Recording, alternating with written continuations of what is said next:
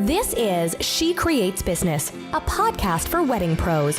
Your host, Kinsey Roberts, interviews incredible women in the wedding industry who are making their mark and creating success on their terms. Join the conversation. Hello and welcome to episode 128 of She Creates Business, a podcast for wedding pros. This is your host, as always, Kinsey Roberts. Thanks for joining me today and every Tuesday and Thursday for a new episode of the show. I appreciate you taking the time to listen. Hope you're having a great day wherever you are, whatever you're doing. Maybe you're driving, maybe you're working out, maybe you're doing the dishes. Either way, happy to have you here. And today's guest, Cinnamon Wolfe, is actually a repeat guest on the podcast. Back in 2016, when we were still in just double digits on episode 14. That's right, 1-4. Cinnamon came on the show to talk about blogging. This is actually how I first met her. She pitched to be on the show, and we have literally been friends ever since. We probably don't go a week without at least talking on Instagram. We've met multiple times in person, and she has definitely become one of my business besties, that's for sure. I have her back on the show today to talk about SEO, that's search engine optimization. We are going through, and by we, I mean Cinnamon, because I don't know this stuff, you guys. We are going through 10 ways you can implement SEO yourself on your wedding website to boost your SEO strategy. So she breaks it down number by number, follow along, take some notes, and these are strategies you can implement yourself. You don't need to hire an expensive agency or anything like that to do this for you. Or if you have a virtual assistant or a project manager who can help you with this, awesome. Give them the list of 10 things, have them implement them and keep them up as a practice in your business, and we can all have better search engine quality. As I mentioned, she has been a guest on the podcast before. If you haven't listened to that episode, go back after this one and take a listen. It's about blogging. It has remained one of my most popular episodes on the show because blogging is a great topic and she really is such a phenomenal teacher. Cinnamon really makes this approachable. That's what I like about her teaching style. And I just want to personally congratulate her because she's actually headed to Creative at Heart this year in June as a speaker. She'll be teaching about blogging there at Creative at Heart at the Winmock again in June. If you're listening to this in real time, that will be here in a couple months in 2019. But no matter when you listen to this, I'm sure Creative at Heart still has some things going on. So take a peek at their website. And Cinnamon, congratulations on that. I know they're really lucky to have you as a speaker. Let me tell you a little bit about Cinnamon. She is a former corporate gal turned photographer, private photo editor, and educator. She's a retired Army wife, stepmom, pet mom, and the friendliest introvert you'll ever meet. She is obsessed with helping others that are capable of so much more than they think they are. She is a self-proclaimed podcast junkie and hosts her own show, Focus Podcast. Her life goals are almost as big as her Netflix obsession, and she can always be bribed with a grande Americano and deep conversations. That is one of the many things I love about her. We just dive right into the deep topics. Neither one of us like to talk about surface level stuff, so you never hear us asking each other how the weather is in our respective locations. Without further ado, let's go to the show. Here's Cinnamon Wolfe with 10 SEO strategies you can implement. Cinnamon, welcome back to She Creates Business, a podcast for wedding pros. Kinsey, thank you for having me. It's always a pleasure to be here. You are so welcome. I felt like we were very, very professional just now, and it felt weird. It felt really weird. I know. You guys, if you can't tell, we know each other very well. Is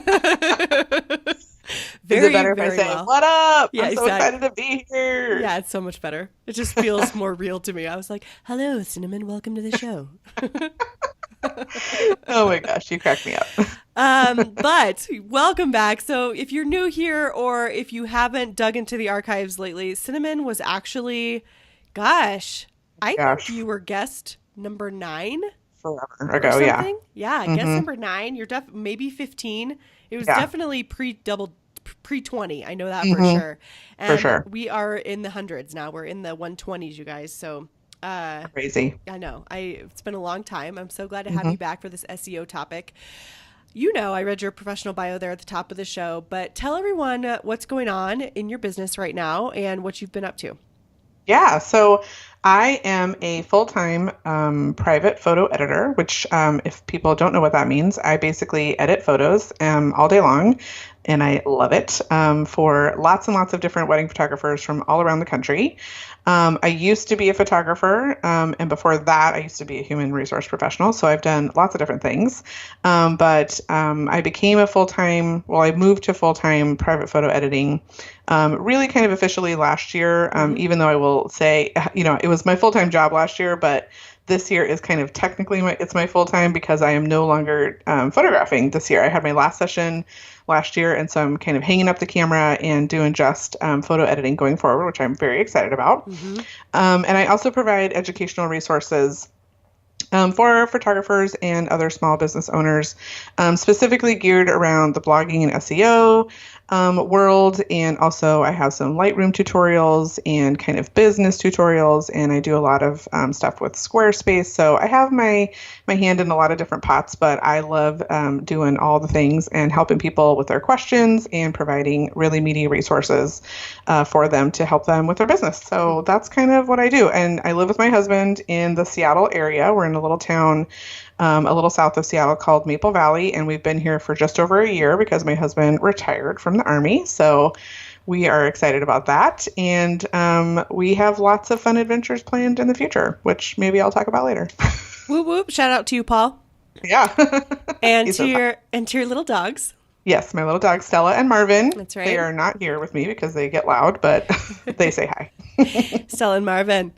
Yep. And the last one, you guys, I'll put this in the show notes. I truly cannot remember the episode number because it was so long ago and I should have looked it up. I'll put it in the show notes, but it is still 100% valid. I know that for sure. It was about blogging, and I go back and listen to it all the time, actually, because I just enjoy the content so much. And so I'm going to put it in the show notes. But if you are new to blogging and maybe you want to start there and then come back to this SEO episode, we are going to just assume the basics. We're not going to get into why SEO is important or why you should be using it.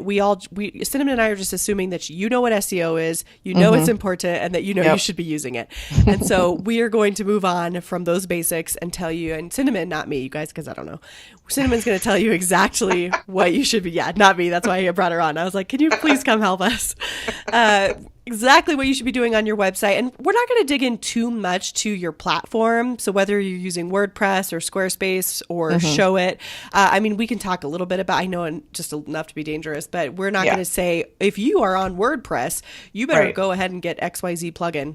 Right. But because everybody has a really decent built-in SEO platform. So what we're saying can kind of just expand over each platform. And then if you need to dig in a little bit more per platform, find there's resources out there for you. Tons. But this will be great for everybody involved. So let's dig in. Cinnamon is the best, and she has 10 tips for us, which is a nice round number. And you guys know how I love to organize things in numbers because I think it just helps the conversation. It also helps you guys take notes. It helps me take notes. And I like to have some steps like, oh, okay, today I'm going to do tip 1 through 3. And then tomorrow I'm going to do tip 4 through 7, whatever. And, it helps to break it out like that so that you can actually meet these goals. And then boom, all of a sudden you're doing all 10 tips and your SEO is rocking. Yep, absolutely. Cool. Let's do this. Let's dig in. I love it. Let's dig in. Let's do it. I'm ready. You want me to get started? Yeah, let's get started. All right. So first thing I want to say before we get started into the 10 tips is also that I know that SEO can feel very scary. And like you have to, spend a lot of money on having, somebody kind of do all of this for you. And, if that's what you want to do, totally no problem with that. But it is something that you can do on your own. It's just knowing the right places to put things and what's most important. And it is something you can totally do on your own. I have completely done this for myself, for the past few years. And if you look at private photo editor right now in your Google, you should see me at the very top or on the very first page, or definitely on the first page. So this is something that is totally doable. Anybody can do it. And I just want to offer that as an encouragement. It's not as hard, I think, as everybody feels like it is. So just wanted to mention that. But the first thing I want to mention about SEO is that you really want to just think, the easiest way to think about SEO in general is to think about what is a good user experience, right? So Google wants to make sure that that people are finding what they want to find when they put something into Google as a search engine. And so its whole purpose is trying to determine whether or not your website and the information that's on your website is returning that information that would be helpful to somebody who's putting in search terms. Like it's very simple when you really think about it. So if the information on your website is organized well and shares, information that is helpful for the people that are accessing your website, then Google's going to reward you with a higher rank in the search engine results. So it's really kind of that simple to think about it. I like to kind of think about SEO from, the three most important things to be focusing on. And the first one, of course, is accessibility, so that Google actually understands that your site exists, right? Because that's important. If it doesn't know you exist, then it's never going to return you in the search results. Right. So you can do that through submitting your sitemap to Google to make sure that Google is indexing all of the different pages on your site. Now, I won't get into the specifics about how you do that, of course, because it's different for every website platform, but it's just important to know that you should be at some point submitting your sitemap to Google so that Google understands that you are alive on the website or on the web, on the World Wide Web. So that's kind of the accessibility piece, like Google knows you exist. And then Google needs to know what is on your website, right? What's the content of your website? So that's going to be the bulk of our discussion today, is how we kind of craft our content or think about our content or display our content on our website so that Google actually knows what's there, so that Google can determine whether or not that information is relevant and helpful to the people that are entering search terms into, their Google browser. And then the third thing that's important when it comes to SEO is, of course, is backlinks. Mm-hmm. And what I mean by that is that if you have a link from your site on another important, heavily trafficked, high-ranking Google site, Google kind of counts that as a +1, right? So it's looking at the relationship between sites to see if there are some connections that can be made. So this is why, if you have a website that gets a lot of traffic or has pretty high rankings, you will probably start to receive emails from people asking for them to put, if you will put a link, their link on your website and so on and so forth. So because people have figured out, right, that Google understands that links are important. Right. And so that's something to be thinking of as well. I wouldn't put too much pressure on yourself to be focused on getting your link on lots of different websites. It is a part of an SEO strategy, but for this conversation today, we're mostly going to be talking about content. Okay, I like that. So, yeah, those cool. are 3 great tips to start out with, or just 3 things to know. Those aren't part of the tips, you guys. Right. Yeah, they're not part of the tips. They're just kind of overarching ways to think about SEO, as you're going through. Already learned a lot. Number 1 is submit your sitemap to Google. Yes. So I'll be doing that after this call. Perfect.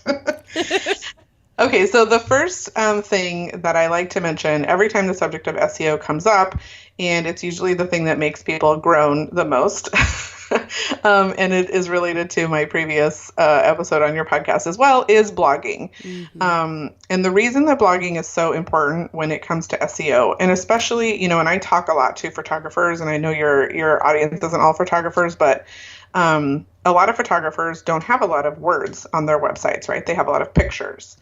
And even though Google's getting better at this as it's progressing, Google has a hard time seeing what's on a picture, right? It can't see the front of it. It has to be told what that picture is. And so if you don't have a good strategy for naming your file names and adding alt text, which we're going to talk about, it's important that you have words on your website and quite a few of them. And that's really hard to do to provide tons and tons of words or text on your site, on your homepage or your about page or your, portfolio page or your whatever. But where you can do a lot of that is on your blog. So you have the ability on your blog to provide just killer content, right? It's just an open forum. You can provide the exact questions that people are searching for in different blog posts, and you can do that in a number of different ways. But I would say if you are really looking to, make SEO a top priority for you, in 2019 or, whenever, I would really put a lot of your effort into your blog, because that is a number one place that you are able to put lots and lots of relevant content for the people who are searching for things out there in the world. And then will ultimately, hopefully, lead them to your website and then lead them to book you and, make you a millionaire, because that's what we want. That's right. Well, and Google likes long form content. Yes, it loves it. Loves it. Well, and why does Google like it? Because it actually people answers questions because people like it. Yes, exactly. Like, if you search for, I searched for something the other day. I can't remember what it was now. Must not have been that good, but it was life-changing. yes. I don't remember what it was. But it was this really, really long, informative blog post. Blog posts these days don't even really feel like blog posts anymore. It just feels like information, right? That's right. And, if you're searching for something, how to do something or what, information about whatever, and you find this like gold mine of information, right? Number one, you're going to stay there for a long time because it takes a long time to read. And you're probably going to like bookmark it or come back to it or leave it open, right? Because you're like working through all the different things that are on there. Like, yeah, people love long form content. Mm-hmm. And so Google likes it because it wants to give people what they like. So. And you don't have to write in a manner that I think, and Google's also getting smarter about this from what I've read recently, is they want you to write in a way that makes sense to a human being that's easy for them to read. Exactly. So yeah. You don't have to, it doesn't have to be, 6,000 word diatribe, like 1,200 words, put in some bullet points, some headers, like make it easy for a human to read because they're also going to stay on there longer. Exactly. Yeah. Add in some pictures, add in some infographics, like break it up, make sure there's white space, like all of those things that make it easy to read. It just irks me to no end when I click on a blog post and I just see like a giant blob of text that goes from one end of my browser to the other, so it's really long and far to read across. And it's all just, there's no there's no paragraph breaks, there's no nothing. It's just horrible to read. It's just a horrible user experience. Don't ever do that, anybody. That's the next thing on my list. Head back to your blog and make sure that it doesn't look terrible because it does. Okay, that's good. So blogging. And what's your recommendation on this? I don't think there's any magic number. And I wonder because people are like, ugh, I don't want to blog. Don't freak out. Don't, right? Like, let's not freak out. Once a week is fine. I mean, once a month. As long as it's meaty and it's like offering something. Like, right? I would say if blogging kind of stresses you out and you feel a little, pressure with it, like focus on making one really, really killer blog post per month. Seriously. Like, for real. We all have that in us. We can all do 12 blog posts. Yes, absolutely. Absolutely. Yeah. Okay. 100%. Yeah. Okay. I like that. Yep.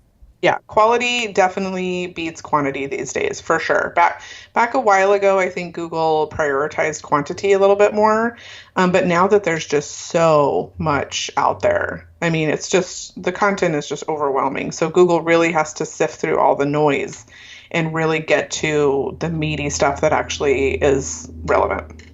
Well, and interestingly enough, we're so surrounded by everybody's content. We think oh, I don't have anything else to say in this area. But the reality is if a behemoth like Google is seeking out quality, I think that is a telltale sign. It's so easy to see that actually, if that's the way they can differentiate, that means there's way less. There's way less quality. Oh, absolutely. So way less quality. So if we're bringing the quality, then okay. I like that. Yeah, we're going to be up-leveled for sure. Like that. Okay. Yeah. What's next? So next, this kind of goes hand in hand. I kind of touched on it, but readability, and this also goes in line with the next tip, which I'll mention. So you want to make sure that as you're crafting, your blog post or any sort of content on a website, you need to make sure that it makes sense, to the reader. It's displayed in a way that's readable, right? Like. I know people love this really light gray, tiny, 12-point font because it's very romantic. But it's gosh darn hard to read. You just can't read it, especially when you're on your phone. So you want to make sure that your font is large enough and dark enough to where people can actually read the words on your website and not in some crazy font. Please do not blog or do any sort of, unless it's like a header or text, do not use all caps if you're writing a paragraph. Please do not do that. It needs to be readable. And Google will up-level you for that. And so that kind of goes into my next tip, which is about using header text. So any website platform that you're using should give you the option to differentiate or format your text using H1, H2, H3, those different types of differentiators. And you can usually style them differently, maybe make them different colors, different fonts, whatever. So Google will prioritize H1, H2, H3 text on your website. So a good strategy is to always use H1, H2, H3. It doesn't really matter which one you're using. I would say use a good mix of all three if you can, to separate out your content to make it more readable and easier to read. Again, don't put everything in a giant blob of paragraph. Break things up, utilize some white space, put spaces in between things, and put your header text in between different paragraphs. If you're bulleting things, and try, if you can, to make those header sentences or whatever they are, keyword specific, because Google will automatically upregulate those lines of text because they make it very easy for people to read, right? Because we're all skimming, right? There's so much content out there that we just don't have time to just read all of it. So what do? We click on something and then we kind of scroll down and we see the headers, right? Because that's breaking up the content. And then we can skim and see, okay, do I want to read this? Oh yeah, that kind of looks interesting, based on this header, or, scroll down a little bit more. Oh, maybe I want to read this section. Like we're skimming around. And so that header text really helps the reader, orient themselves to your content quicker. And so Google really likes that. And so Google will prioritize content that utilizes the H1, H2, H3 text. Okay, that makes total sense. And I do that myself as a user. I'm never thinking of it when I'm blogging, if that ever happens, which it rarely does, but it will after this, I promise. I promise, Scout's honor, Cinnamon. But it's true. I am a skimmer, but I will sit there and I'll read a 1,200 word plus blog post if I skim and understand that, they are going to answer the question that I asked. Mm-hmm. But I definitely do the skimming as a user. Yeah, absolutely. Okay. I mean, we all do. We all do, right? So don't feel like offended that people might be skimming your content or anything like that. Just craft your content in a way that people will read, because that's the world these days. So we have to kind of, flex ourselves into what makes the most sense for people as they're searching around and looking for content that's helpful for them. Okay. I like that. Yeah. I like that a lot. Like, let's be flexible with what people really need. Exactly. Yeah. Okay. So the third thing, wait, what are we on? 1, 2, 3, we're on 4. Okay. Yep. So the fourth thing, this is kind of all related to, there's a couple of them in here. It's all related to images that are on your website. And this does not have to be just in your blog. It could be images all throughout your website, on any page basically, but images that are in your blog post as well. So you want to make sure that your images are not ginormous, like file size wise. My recommendation is don't include images on your website that are larger than 1 megabyte. I would say always keep it below 1 megabyte. Why is that? Because the larger file size in images, the longer it takes to load. And so if you ever clicked onto a website and you see the image, there's like a blank box and there's like a circle thing, like spinning, that's because the image is so big that it has to upload from the server, and it takes forever. And so that's kind of frustrating for people, right? They don't want to sit around and wait for images to load up, and so they might click away, right? And so Google really doesn't like it when images don't load very quickly on your website. And so you want to make sure that any images that you're displaying on your website in any place are definitely lower than 1 megabyte in file size is what I would recommend. Okay. That will help your site to load faster. Now, when it comes to naming images, this is probably one of, oh my gosh, it's a huge question because there's a lot of talk about this, right? Like, how do I name my images? What does alt text mean? Yes. All those different things. So an alt text and the name of your image are two different things. So that gets confusing as well sometimes. And this is pretty common for photographers to kind of understand because they're dealing with like image names and stuff like that. But for people who are not dealing with, JPEG files all the time, they may not really totally know how all this works. So when you have like a final file, a JPEG file, an image that you're ready to put onto your website, it has a name, right? And typically depending on where you're getting that image from. If you're getting it from a photographer, they might have renamed it, or if you're just loading it in from your iPhone or your camera, it'll be something generic like IMG underscore 1272 or whatever, right? Because that's just the default, the number.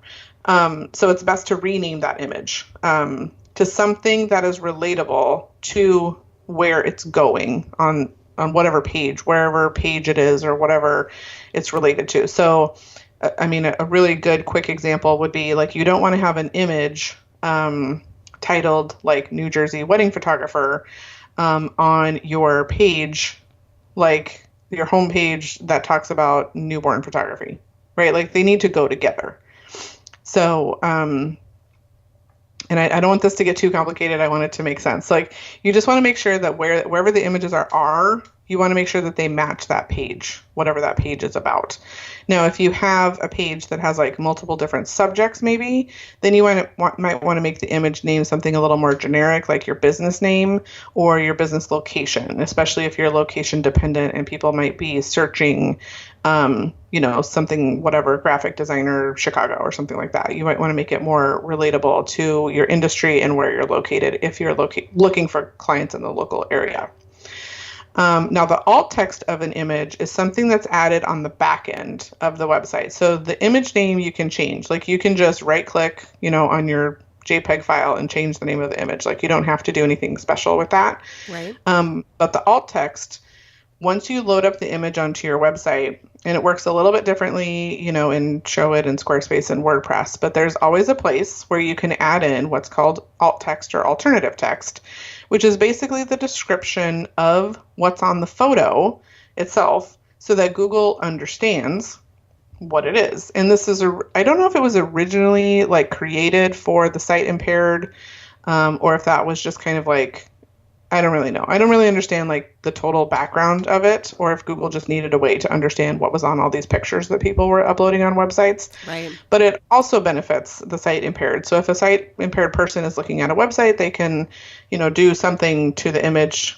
I don't know how they would do it exactly. They probably have some sort of, app or plugin or something that will tell them what's on the image, right? So if I'm a wedding photographer and I'm uploading an image of a bride and groom sitting in a canoe, in Central Park, in the lake in Central Park, like that's what I would want to say, right? That's what my alt text would be because it's describing the image itself. So we're saying truly put what is happening in the image. So I really just want to shine a light here. It's not like, this is not the place to put like a serene, beautiful, like Colorado wedding barn, whatever. Like, don't keyword stuff this area. Make this for somebody who just actually say, this is a couple sitting in a canoe on the lake in Central Park.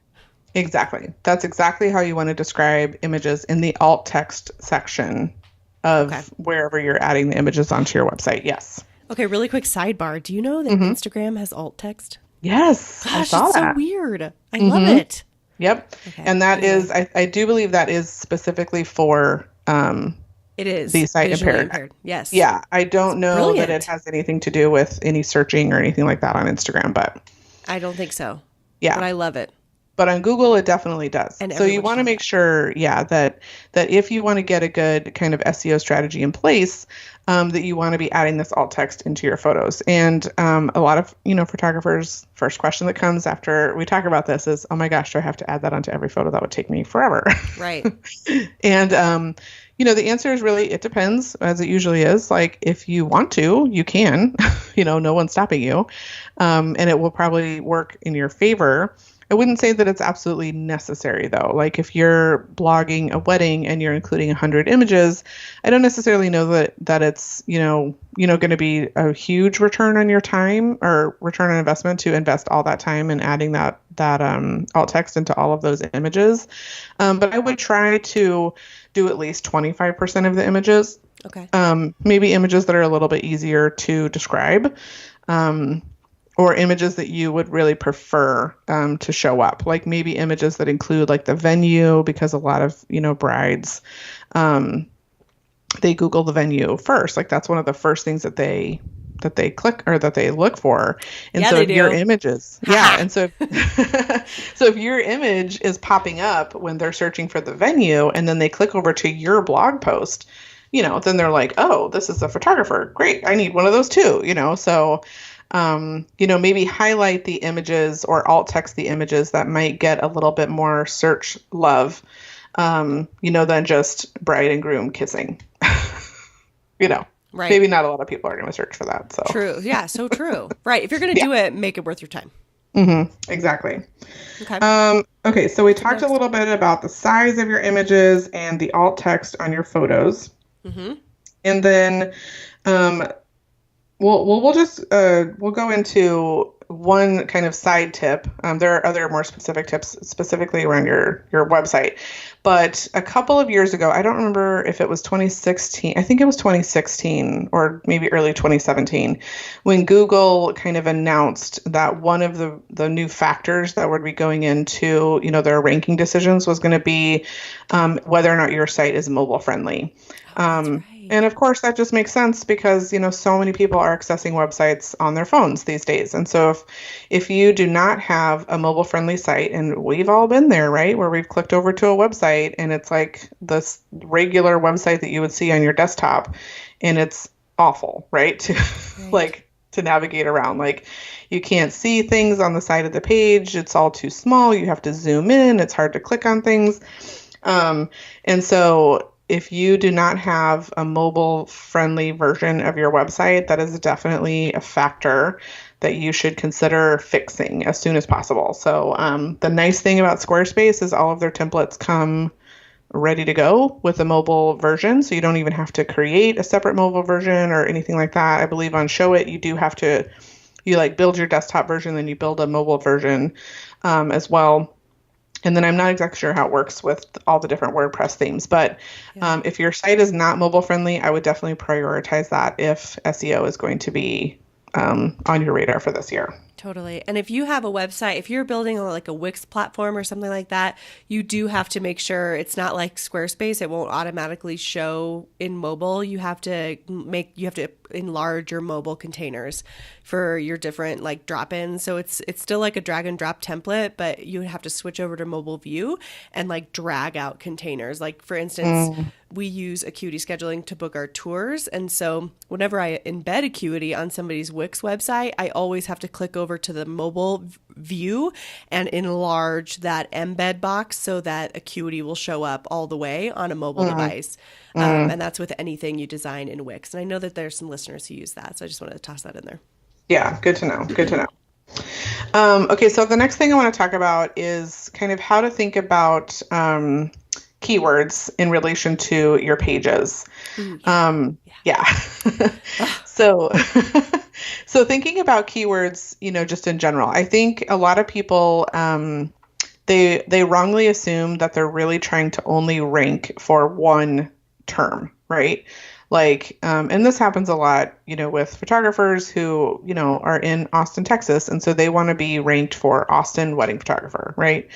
And that's kind of what they put all their effort in. And they put that word or that phrase like all over everything on their website and thinking it's doing them all kinds of good. And really, in reality, it's not. So, that's me until you taught me this.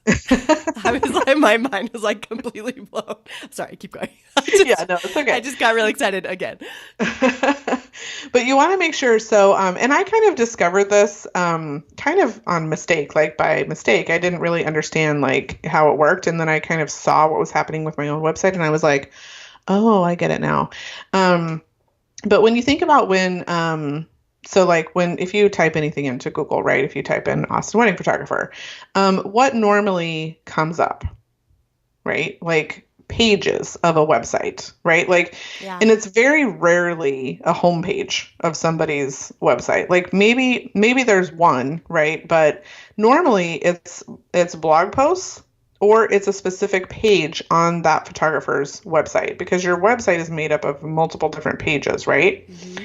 And so what you can do is you can really focus every single page of your website to be strongly focused on one specific keyword so that you can rank higher for that keyword with that one specific page. And again, with a blog, you have every blog post is another page. And so you have the option of really kind of highlighting multiple different keywords on your website that you're looking for. So, and there's lots of different ways that you can kind of search around for what words people are actually searching for. There's like Keyword Manager in Google Analytics or Google Search Console that you can use. And there's other programs that you can like buy for, but I just think it's fun just to search something in Google and then go down to the bottom of the first page because it'll tell you like people are also searching for these things. Yes. Right? Yes. And so you can kind of use those things to focus different pages of your website on different keywords. So like maybe one page is a little more heavily focused, your alt text, your page description, the metadata for that page, which is your page description. And again, that works differently on every every different type of website platform that you might be working on. Your image names, your alt text, the content on your site, the header text, all of that maybe is focused on, Austin wedding photographer. And then on another page, whatever that page is, your about page or whatever, maybe some of that content is more focused on, I'm trying to think of another way people would, I don't know like what I'm going to Google it right is. now. Is it like Central Texas? Yeah, and see what other people are searching for. Wedding. Let's see. So we have Austin professional photographers. Oh, there you go. Austin engagement photographers. Austin wedding venues. There you go. See the venues. So you could focus that page on a different keyword. Right? Does that make sense? Yes. So instead of trying to say, oh my gosh, I want to be Colorado Wedding Barn and I'm going to put Colorado Wedding Barn all over my website on every single page.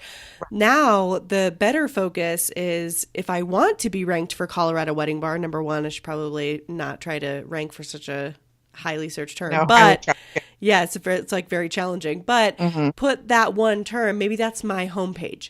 And then maybe my weddings page is White Wedding Barn in Colorado or something. Maybe that's what it is. So we're saying like focus per page by that long tail keyword, that long tail that search term you want to be found for on that page.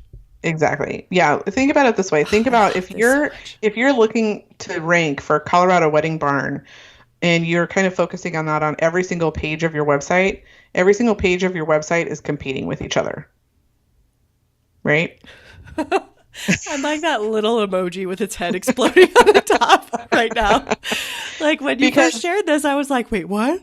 Right. Because every term, right, will have its own set of rankings. So if you're, if that term and you're trying to hit that with every single page on your website, then yeah, I mean, Google can only show so many pages, per page, right? So that's right. I mean, maybe it would be great if all of your pages were on page one, but that would probably be really difficult to do. And so focus your efforts on multiple different places. You have lots of different pages on your website to be able to do that. So, and then Google will also, Google's very smart. Google's really, really smart. Like people try to fool Google and it's like, And so we see you over there. Yeah.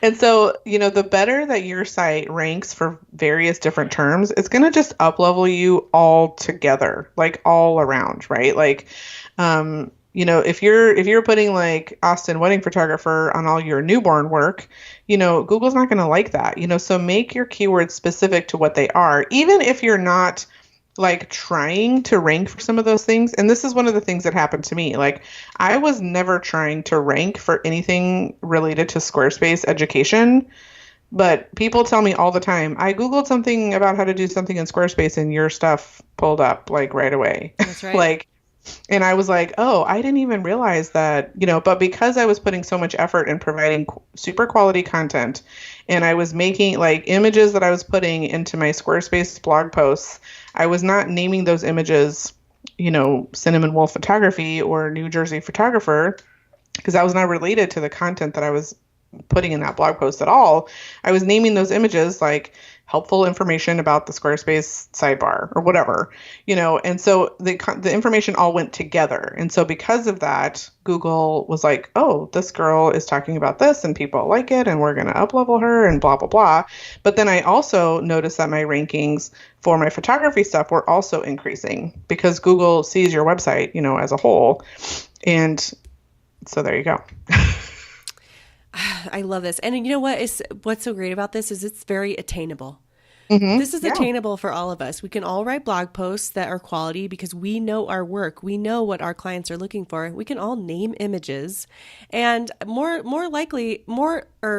is likely is that everyone listening is probably using, as Squarespace and Show It and all of these templates that are so easy to use and manage ourselves get so easy. I bet we're all using something like that. I bet it's, 10 years ago, if we had to talk to somebody about SEO, it would be like, okay, well, call your IT professional, call your website designer. You have to hire an agency. You know what I mean? It was almost impossible, but we're fully in control now.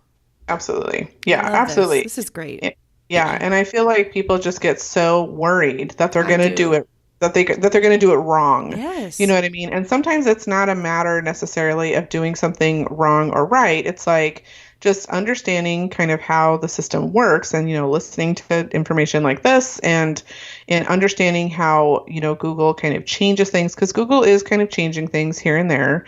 But it can get as complicated as kind of you make it, or it can get as simple as you make it. And it doesn't have to be super complicated in order for you to actually start seeing some pretty decent results for, different things that you're trying to get results for. Okay.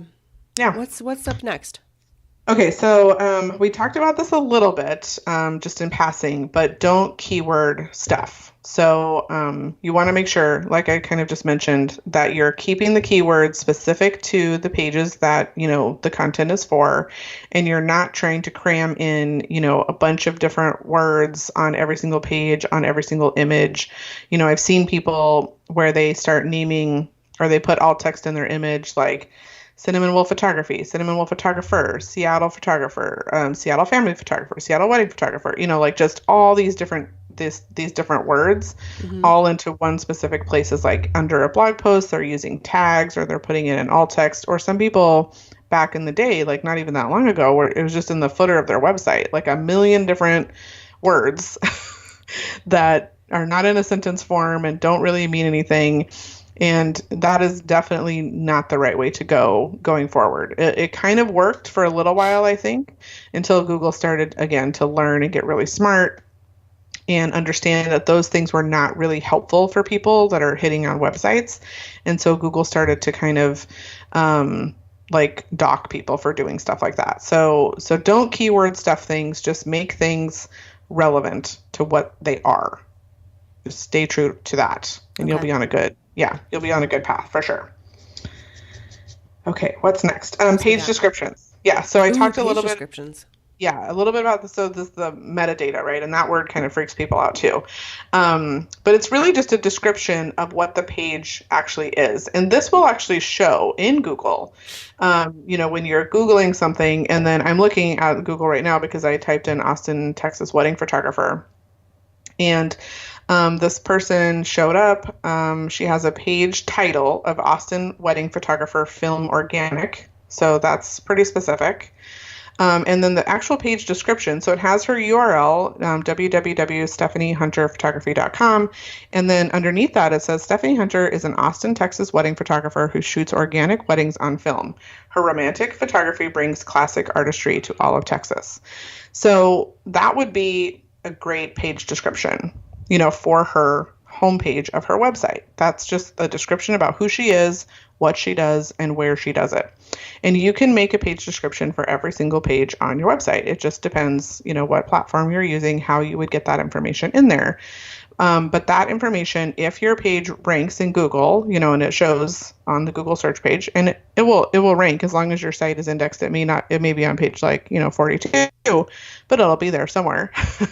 But that description will show on the Google search results. And you want that to happen because what is that? It's super helpful, right? Yes. For people to look at these, people see these different search results and they're trying to figure out what to click on, right? So this information, the metadata or the page description of your page, further helps people understand where they should click next.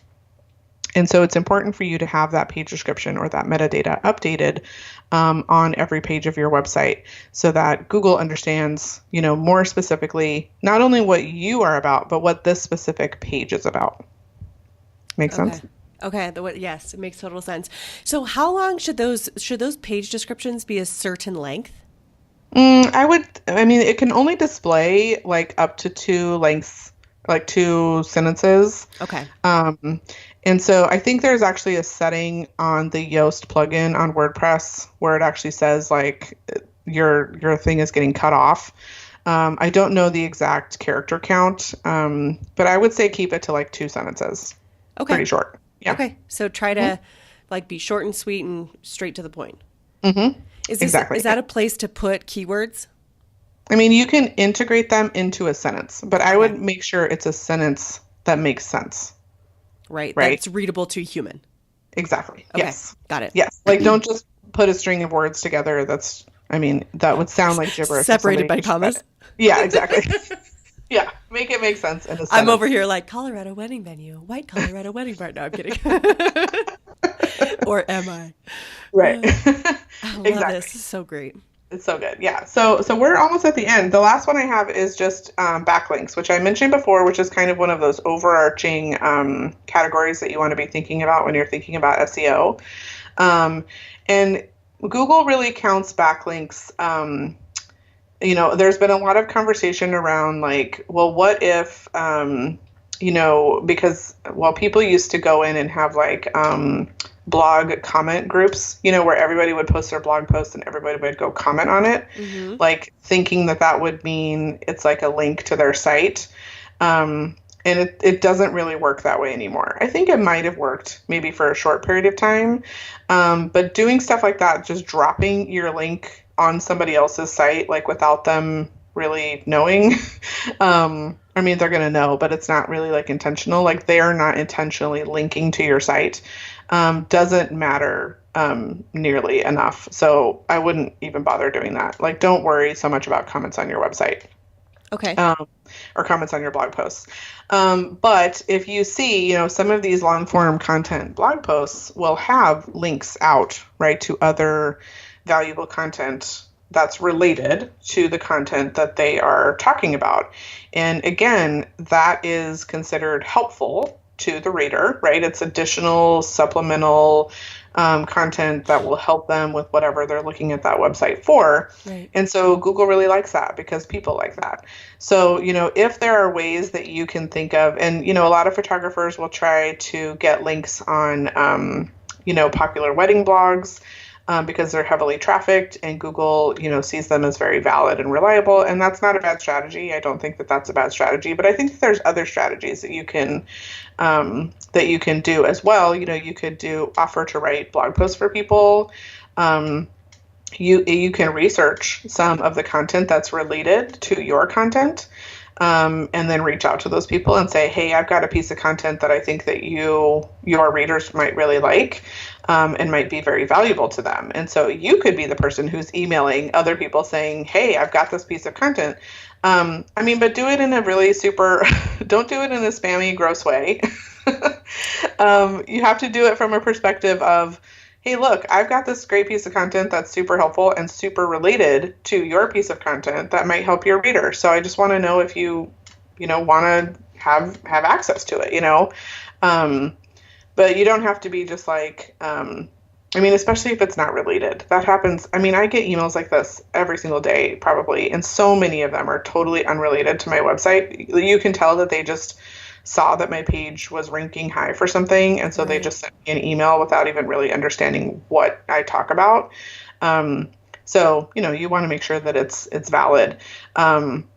But I actually had somebody reach out to me just recently with a super valuable piece of content that they asked, and then they actually offered me something in return as well, which I appreciated, So it's like, not only is that information going to be helpful for my readers, but they're kind of offering me something, in return as well. So that's nice, and I like that.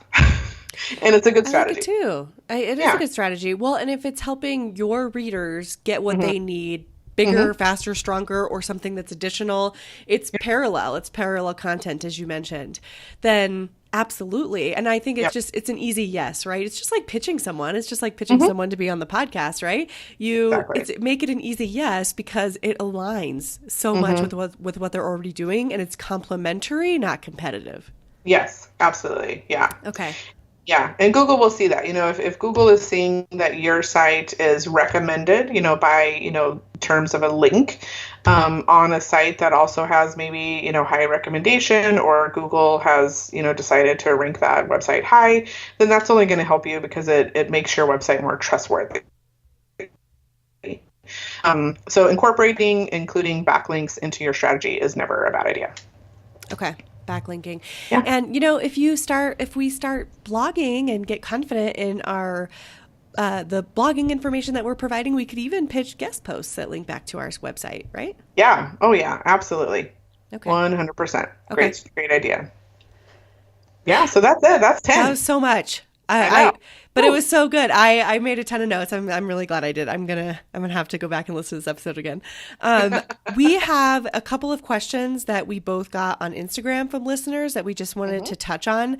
I actually was just looking at my question again, and I feel like we answered this, but I'm gonna ask it here on the air because I'm so happy that they sent it over. So for SEO, my website, I have a website, Show It website, which has built-in SEO function. We chatted about that at the beginning, but what else can I do to boost my SEO? And for me, the answer to that is take these 10 tips and start implementing them at a speed that feels good to you.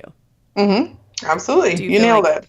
I mean, I feel like we just covered the additional things you can do, but yes, like definitely take advantage of those built-in SEO features, right? Yes. Yeah. Okay. All of the websites have made it relatively easy. I think it's probably maybe a little more difficult on Squarespace. It's not as natively on there, like what's what and where do I put what. But luckily, I have an all-inclusive blog post called The Ultimate Guide to Squarespace SEO on my website. So I will send that to you so that you can link that in case anybody is on Squarespace and wants to know kind of the ins and outs of where to be putting all of these things that I've mentioned on their own Squarespace website. So definitely. I will put that in the show notes. And again, I'm just going to start saying this every couple of episodes. If you guys don't know where to find the show notes on the specific podcast player that you're listening to, just Google how to find show notes on iTunes, how to find show notes on Overcast, et cetera, et cetera. It's different for everyone. And I felt terrible. Somebody asked me the other day, how do I find show notes on like Google Play or something? And I was like, I have had an iPhone for 10 years. I have no idea. Right. No idea, So I don't know.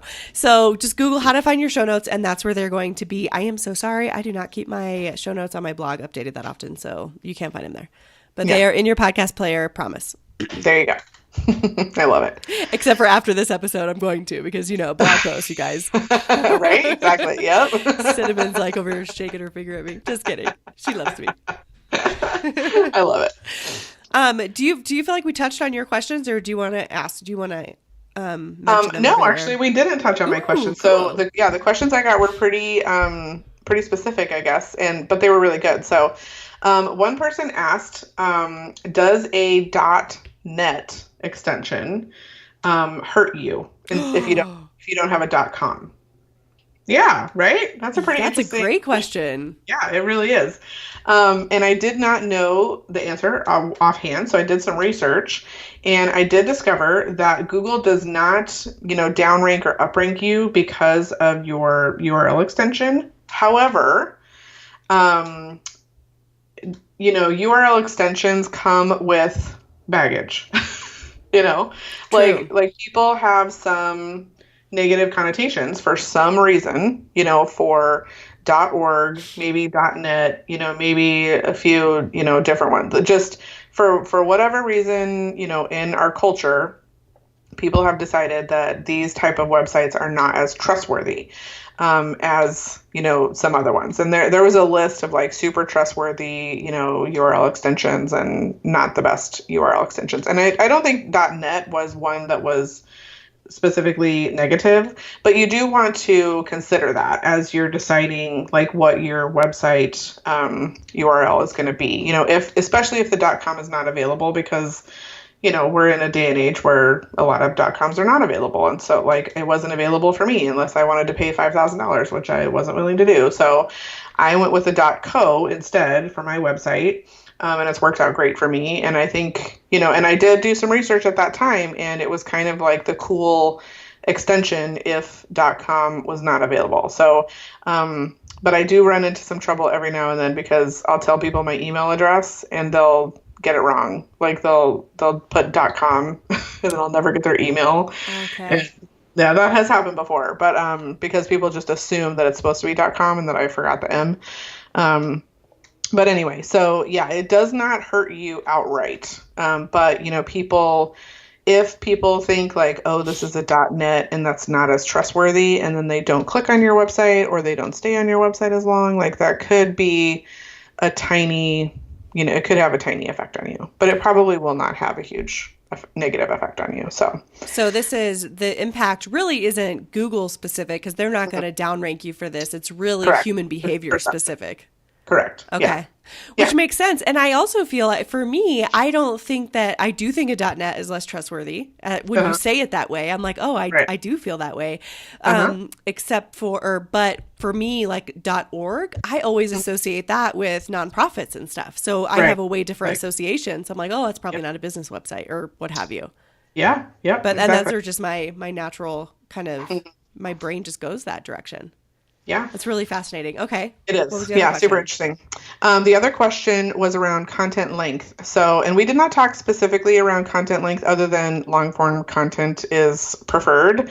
But Google has put out somewhere, out there, I don't know when they did this, but they kind of said, 300 words is ideal, right, for a blog post, or for any specific content that's on a web page.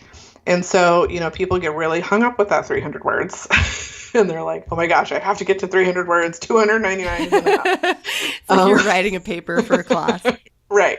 And my recommendation is just to always go above and beyond. Like, don't worry, just go blast past the 300 and do as much as you can. But her question was specifically around, does the 300 words need to be all together, or can they be like separated on the website? Like 150 words up here and then 100 words over here and then 50 words down at the bottom or whatever.